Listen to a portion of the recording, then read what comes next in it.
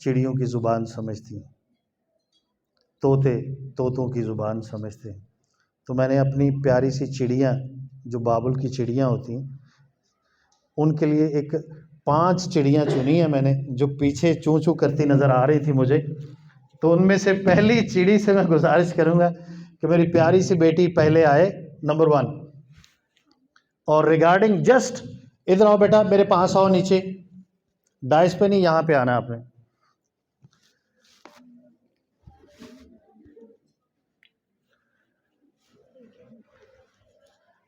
یہ کوشش کی ہے کہ جو پوائنٹس ہماری بیٹیوں کے ذہن میں ہیں وہ انہی کی زبانی آپ تک پہنچ سکے. جی بیٹا، یور نیم؟ فامے.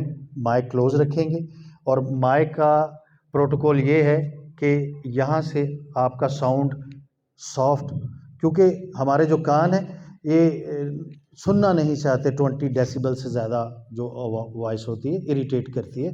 تو آپ مائک کو یہاں رکھیں گے. جی بیٹا. جناب صدر، قابل احترام پرنسپل صاحب، ایڈمنسٹریٹو اسٹاف، محترم اساتذہ کرام اور میرے پیارے ساتھی، صبح کا سلام. آج ہم سب کے یہاں اکٹھے ہونے کا ایک اہم مقصد سائبر کرائم کے متعلق آگاہی دینا ہے. سائبر کرائم کیا ہے؟ سائبر کرائم کو دراصل کمپیوٹر کرائم کہا جاتا ہے، جس میں شکاری بھی کمپیوٹر ہے اور شکار ہونے والا بھی کمپیوٹر ہے. فرض کیجئے ایک دن آپ اپنا سارا ڈیٹا اور کام مکمل کر کے سوتے ہیں اور اگلے دن آپ کا کمپیوٹر آپ کا وہ ڈیٹا شو نہیں کرتا، تو آپ اسے کیا سمجھیں گے؟ ہم تو اسے سائبر کرائم یا پھر آپ کی بدقسمتی کہیں گے نا. تو یہ صرف کمپیوٹر سے کمپیوٹر کرائم نہیں بلکہ دماغ کے کمالات ہیں. اصل میں یہ ہے کہ جتنی تیز رفتاری سے کمپیوٹر سافٹ ویئر ریلیز ہوتے ہیں، اس سے کہیں زیادہ تیز رفتاری سے اس کی سیکیورٹی کو توڑنے کے لاہے عمل طے پا جاتے ہیں.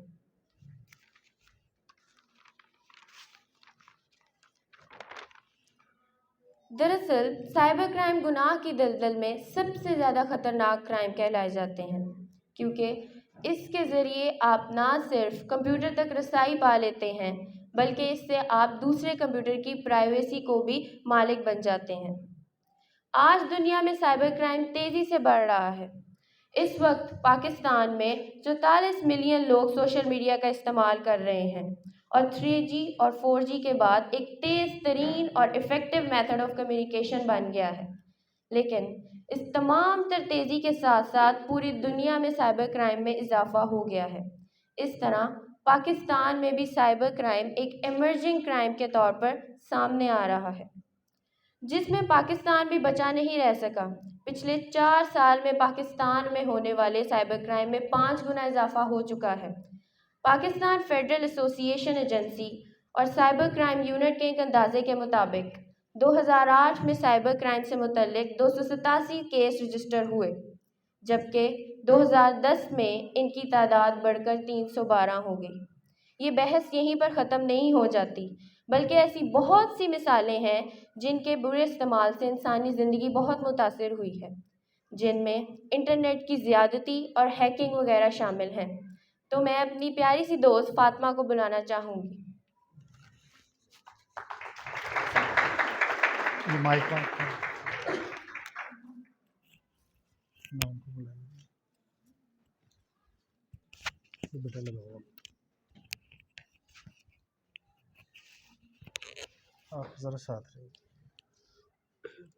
آپ سب انٹرنیٹ کے بارے میں بہت کچھ جانتے ہوں گے، لیکن میں آج آپ کے اس علم میں مزید اضافہ کرنا چاہتی ہوں.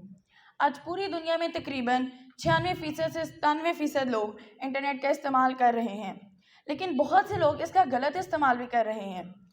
91 موبائل یوزرز موبائل کے ذریعے سوشل میڈیا کا استعمال کر رہے ہیں. انٹرنیٹ کا زیادہ استعمال معاشرے میں منفی رویوں اور غیر سماجی سرگرمیوں کا باعث بن رہا ہے. انٹرنیٹ کے بے جا استعمال سے نوجوان طبقہ معاشرتی اور سماجی تعلقات کے فقدان کا شکار ہو رہا ہے. لوگ ہر قسم کی معلومات کو انٹرنیٹ سے حاصل کرنے کی کوشش کرتے ہیں، جس کی وجہ سے کتابوں کا مطالعہ کا رجحان بہت کم ہو چکا ہے. انٹرنیٹ کی بدولت آن لائن ہی خرید و فروخت بھی شروع ہو گئی ہے۔ انٹرنیٹ کے ذریعے خوراک اور صحت کے حوالے سے بہت سی مفید معلومات بھی ہم فراہم کر سکتے ہیں۔ طالب علم کو چاہیے کہ وہ انٹرنیٹ کا مثبت استعمال کر کے ملک اور قوم دونوں کی ترقی کے لیے اہم کردار ادا کریں۔ شکریہ۔ بہت شکریہ مائک جی، ہماری تیسری بیٹی جی، کیا بات ہے جی، آپ تو خود 33-10 جتنی ہیں، چلیں بہرحال اینی وے ایسا ہی ہے نا۔ آج میں آپ کو ہیکنگ کے بارے میں بتاؤں گی۔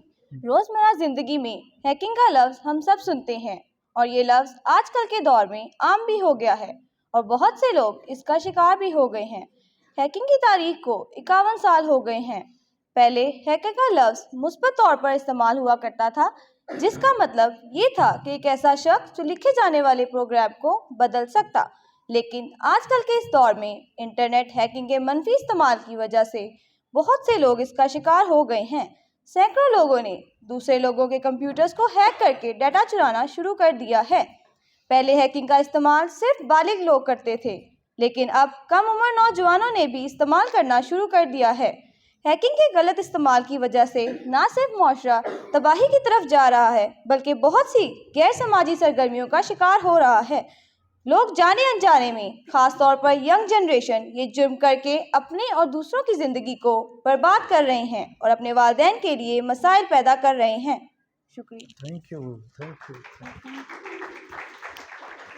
جی، آئیں بیٹا۔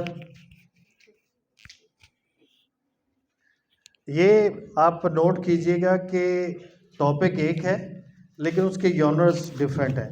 جو بچی ایک ایریے پہ گفتگو کرتی ہے، دوسری بچی اس ایریے کو ٹچ نہیں کر رہی، تو اس لیے ساری بچیوں کی جو باتیں ہیں وہ قابل غور ہیں اور قابل تقلید ہیں۔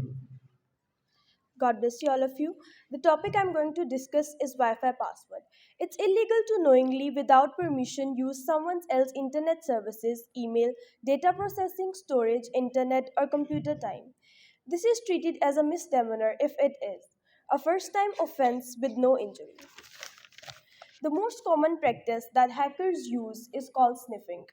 This method allows hacker to hijack any packet of data that is being transmitted between a device and a router. For a very little money, a hacker can rent a cloud computer and most often guess your network's password in minutes by brute force or using the powerful computer to try many combinations of your password. Your home Wi-Fi password network can easily be broken if you have a weak password. That is the main point. Very nice. جی بیٹا آئیے quickly.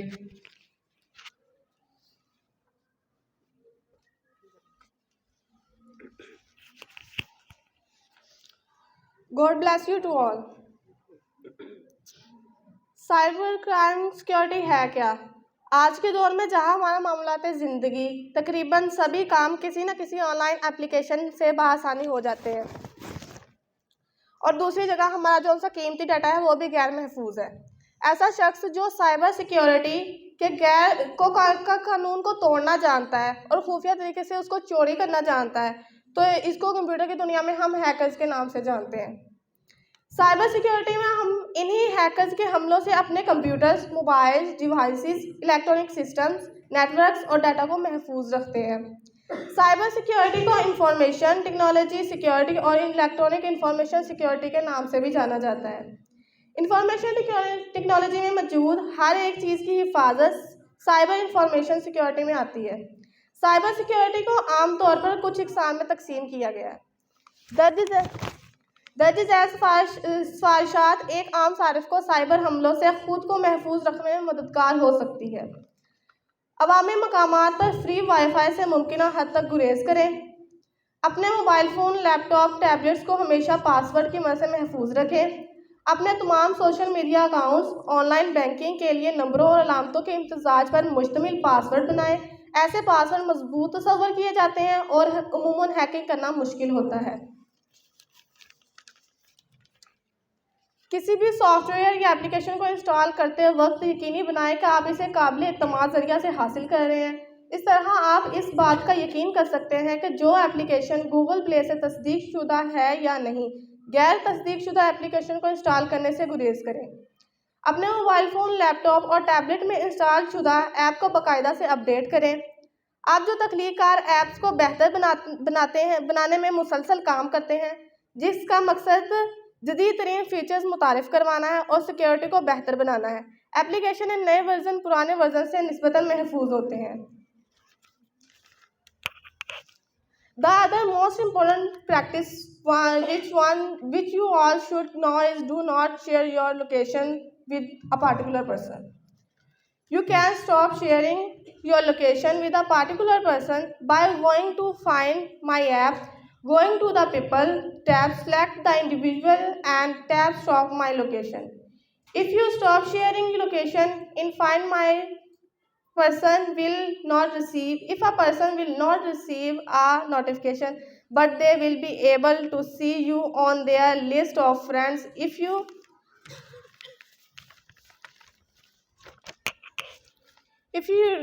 you re-enable sharing, they get a notification that you have started sharing your location with them. To stop sharing location with apps and services for even a short period of them, go to Setting Privacy Location Service and then turn off the location services. This stop apps on your devices such as Maps from using your location. No one is notified when you turn off location services, but some features may not work as expected without access to your location. If you need to use certain apps that require location permissions such as Maps or ride-sharing apps, you can give apps permission individually by going to the Setting Privacy Location Services and allowing only certain apps to use location services. Thank you. کیا بات ہے، کیا بات ہے، زبردست. We have listened all the participants. One is remaining. آؤ کم آ جاؤ میرا بیٹا آ جاؤ. شاباش شاباش. اسی جوش و جذبے سے آج میں آپ کو ذاتی معلومات کو محفوظ رکھنے کے اقدامات کے بارے میں بتاؤں گی۔ نمبر 1، ایسا پاسورڈ رکھیں جس کا کسی دوسرے کو پتہ نہ چل سکے۔ نمبر 2، اینٹی وائرس انسٹال کر کے اپنی آئی ڈی اور پاسورڈ اپنی تک ہی محدود رکھیں۔ نمبر 3، غیر ضروری ویب سائٹس کو مت کھولیں۔ نمبر 4، اپنی ذاتی معلومات کو کسی بھی ویب سائٹ پر شیئر نہ کریں۔ نمبر 5، اپنی تصاویر، ڈاکومنٹس اور اپنی ویڈیوز کو سیو فولڈر میں رکھیں۔ شکریہ۔ Thank you very much, thank you very much. جی یہ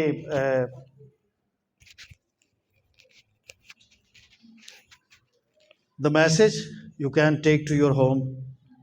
آپ صلی اللہ علیہ وآلہ وسلم کو خبر ملتی ہے کہ ایک صحابی بیمار ہے، آپ ان کی عیادت کے لیے جاتے ہیں اور وحی کا نزول ہوتا ہے اور آپ صلی اللہ علیہ وآلہ وسلم پہ یہ بات آشکار ہوتی ہے کہ یہ صحابی تھوڑے ہی عرصے میں اس جہان فانی سے کوچ کر جائیں گے۔ تو آپ یہ بات ان صحابی سے شیئر کرتے ہیں، تو وہ صحابی آپ صلی اللہ علیہ وسلم سے مخاطب ہو کے کہتے ہیں کہ اگر میری زندگی کے دن گنے جا چکے ہیں اور مجھے تھوڑے ہی دنوں میں یہاں سے کوچ کر جانا ہے تو مجھے کوئی ایسا عمل بتائیے کہ میں وہ عمل کروں جس سے میری باقی بچی دنیاوی زندگی میں اور جو آخرت والی زندگی ہے اس میں برکت ہو جائے۔ تو آپ صلی اللہ علیہ وسلم نے فرمایا کہ جتنا وقت باقی بچا ہے اس میں علم حاصل کرو۔ دس از دا امپورٹنس آف نالج۔ یہ علم آپ تک پہنچا، بچیوں نے پہنچایا، ہماری ایک چھوٹی سی ہمارے کلب کی آجزانہ کوشش ہے، اس کی قدر کیجیے گا، اس سے یقیناً آپ کی زندگی میں بہتری آئے گی۔